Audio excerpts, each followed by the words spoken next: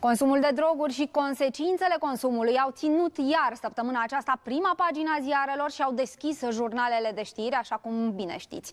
Vorbim astăzi despre strategiile de evitare a stupefiantelor și ne adresăm aici, în special tinerilor și părinților, în minutele următoare. Cum refuzăm drogurile la o petrecere și cât de riscant e să încerci prima dată, zicând că e doar ocazional.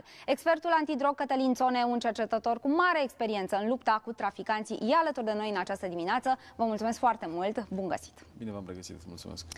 Am făcut deja alături de dumneavoastră câteva sfaturi, în primul rând, pentru tineri, să se informeze foarte bine despre petrecerea sau evenimentul la care vor participa și unde e posibil să apară această tentație sau oferta. Așa este, petrecerile, întâlnirile, zonele de distracție, banchetele reprezintă prilejuri suficiente și pun în pericol tinerii care participă la aceste evenimente.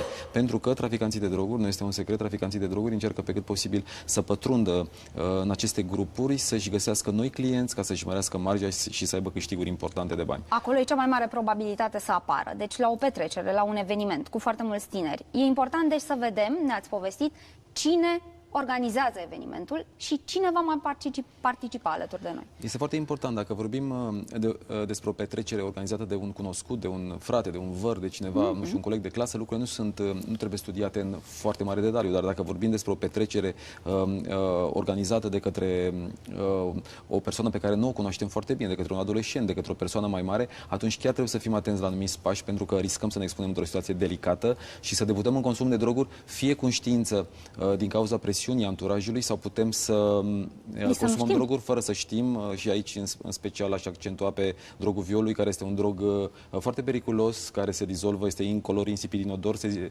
dizolvă în orice fel de băutură, chiar și în mâncare, și putem să ajungem la spital sau să fim puși într-o imposibilitate de a ne putea apăra. Ne spuneați la un moment dat că e bine să nu ne lăsăm băutura nesupravegheată. Apoi, locul, motivul pentru care se adună oamenii acolo, atmosfera, trebuie să avem informații și despre asta. M-a intrigat această precizare de la dumneavoastră, mașinile din parcare. Trebuie să fim atenți și la asta? Trebuie să fim atenți unde mergem, să fim atenți în special la petrecere care se organizează în vile închiriate, în apartamente închiriate, și în momentul în care ajungem acolo este important și nu avem informații foarte multe. Ideal ar fi să nu mergem, dar dacă totuși facem acest pas, să fim atenți la mașinile care sunt în parcare în momentul în care noi ajungem acolo. Pentru că, și dacă putem să reținem câteva numere de matriculare, pentru că reținerea unor numere de matriculare presupune un prim prag spre identificarea unor persoane sau unor eventual dealer dacă se produce un incident sau suntem puși într-o ipostază, să ne fie pusă viața în pericol și să avem probleme în acea conjunctură. Foarte important, nu știam asta și nu m-aș fi gândit la asta, recunosc. Mergem cu cel puțin un apropiat, adică mergem însoțiți, e mai bine decât singur.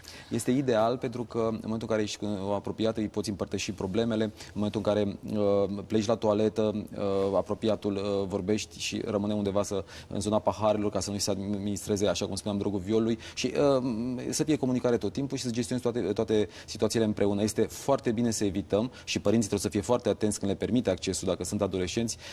Este foarte bine să mergem cu cineva cu care chiar putem să comunicăm la acea petrecere, pentru a avea o siguranță și, așa cum spuneam, pentru a ne simți bine, dacă stau să merg în esență, pentru că într-un fel este comunicarea când știi pe cineva, într-un fel când te duci singur la o petrecere și nu cunoști decât din vedere câteva persoane. Te simți mai în siguranță dacă ești însoțit și poate te integrezi și mai bine. Foarte important, trecem la capitolul strategii de refuzare a drogurilor, să zicem, că ni se oferă, suntem invitați să încercăm.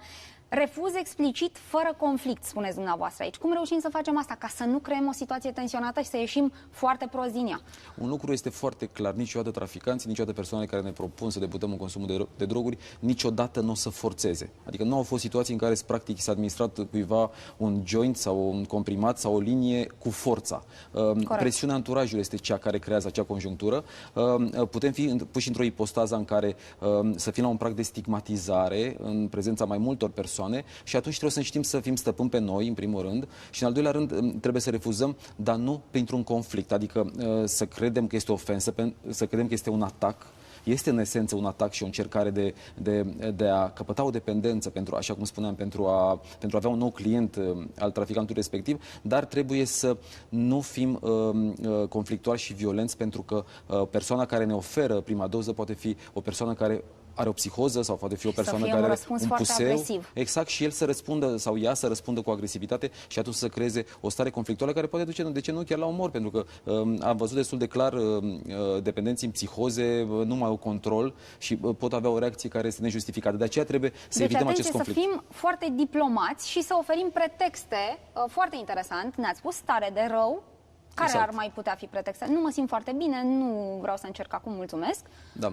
Am băut ceva, am băut puțin mai mult și nu vreau să le combin. Clar, nu, sau nu consum și nu vreau să încep. Cu altă ocazie. Deci un refuz explicit, dar în același timp evitarea zonei de tensiune. Asta este un lucru foarte important. Ieșire graduală din mediu, pretext, mă sună cineva, am o treabă.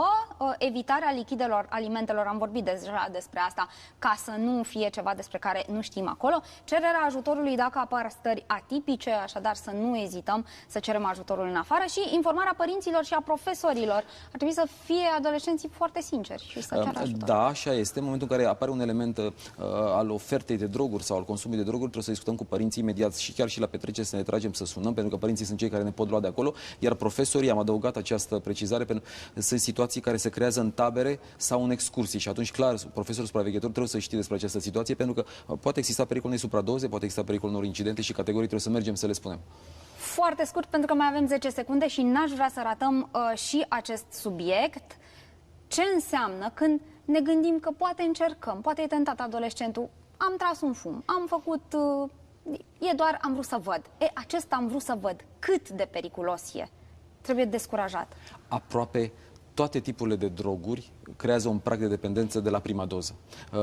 Mulți spun, dom'le, iarba, cannabisul nu creează dependență la primele... Nu este adevărat, pentru că cannabisul, marihuana, care este pe piața de consum din România, în cel multe situații este amestecată, este stropită cu alte substanțe chimice și atunci se creează o dependență rapidă sau o polidependență și este un mare pericol. Da, într-adevăr, nu suntem într-o stare de o dependență avansată de la prima doză, dar este clar un prag există, apoi la a doua, la a treia doză lucrurile se schimbă și putem chiar să căpătăm o dependență rapidă care să ne creeze probleme după primele 3, 4, 5 doze. Mulțumesc foarte mult pentru aceste precizări. A fost Cătălin Țone, expert antidrog, în direct la știrile dimineții. Andrei, înapoi la tine.